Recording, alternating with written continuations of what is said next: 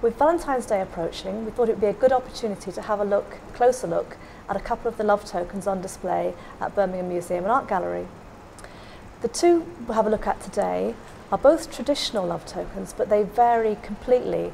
They're worlds apart as to who they were intended for. The first one is this panel Lovespoon up here. It's a Welsh lovespoon, traditional lovespoon, made in North Wales in the 19th century, and it's made from sycamore. The person who carved it would have made it for their sweetheart, although from the early 19th century onwards there are records, there's evidence of people making their living out of making love tokens. So it's possible that he might have bought a flat panel and carved it himself, or bought the whole thing at a fair. However, when you look at the amount of carvings on it, you rather hope that it actually was somebody who made this himself to give to his own sweetheart. It would have taken a great deal of skill to make this. As I said, it was made out of sycamore, so he's using the trees that were local to him. The best time to fell a sycamore tree is in the winter, when the wood is at its cleanest and its purest, and there's no stains, and it's also a very lustrous, pale colour. Then he would have used an axe to shape it on the block, and that takes tremendous skill too, because he has to get the shoulders of the spoon absolutely symmetrical, and he does that by eye. There's no other measuring involved in this. And then he would have used a pocket knife to carve the patterns that you see in there. The patterns on a love spoon read almost like a love letter, and because he's made so many here, we've got a pretty good idea of this one. So we know that it's made for a person whose initials are JJ, because you can see the two J's in the centre of the panel there. Because there's a lot of red wax on the bowl and also the bottom of the panel, that sometimes is a good indication that the person who made this was a sailor. So possibly the person who made this made their living at sea. Love spoons were given to a sweetheart at the beginning of a relationship. So this is a hope of a relationship, rather than giving a present to someone you're already engaged to. And he's hoping for rather a lot with this panel.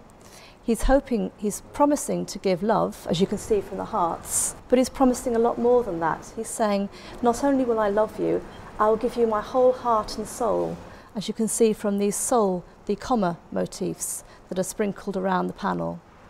He also says that if you take up with me, if you're prepared to join me on this journey, I'm going to work for you. I'm going to devote my life working for you, and we can see that through the wheels that he's carved here. And this work that I do for you is going to bring you wealth, and that's from the diamonds that you see above the wheels. And also, not only that, but I promise, he's promising marriage here, because he's saying, I'll also give you my house and my home will be yours, and that's from the two key motifs we see at the top. And the ultimate prize for him is the chain, and the chain is a symbol of marriage. So I'll be loyal to you all my life, I'm promising you marriage. So this spoon comes with a great deal of potential promise. And we do wonder who else he's trying to impress here. There's a possibility with a lot of these love spoons that you're also possibly trying to impress the girl's father. Sadly, we don't know who the maker was. It's very rare to know that sort of detail about these love tokens. Now, in total contrast to this love spoon, we have here, at the bottom of the case, a comb. And this is, again, it's a traditional love token. This one comes from France, and it was made around about the year 1600, so possibly either late 16th century or early 17th century. And it would have been made on commission. So the person who made this would not be the person who was intending to give it to their sweetheart. It would have been commissioned by someone with an awful lot of wealth who was intending to have it made for a noble lady. The maker here has used boxwood, which is the only hard-grained, dense wood that's possible of making these very, very fine teeth in the wood. The man who made this would have been a professional. He'd have been a member of the Guild of Comb Makers, and he'd have been used to working in ivory as well as boxwood. And he would be using a professional tool, a tool called a stadder, and that helps him to get the very, very fine teeth on both ends of this comb. And also, he would have been able to get the very intricate little fretwork, which wouldn't have worked with any other sort of wood. We also know that the person who would have commissioned this was an English person. And he also presumably liked to joke, and he knew that his intended, or his betrothed, his sweetheart or whatever, she also would have enjoyed a good pun. So a cultured couple there. Because we have the heart pierced with Cupid's arrows on the one side, and we have the heart on the other side, the H-A-R-T and the H-E-A-R-T. So although we've lost the identity of the person, we do know that they still, we know a little bit about their personality through the objects that have survived.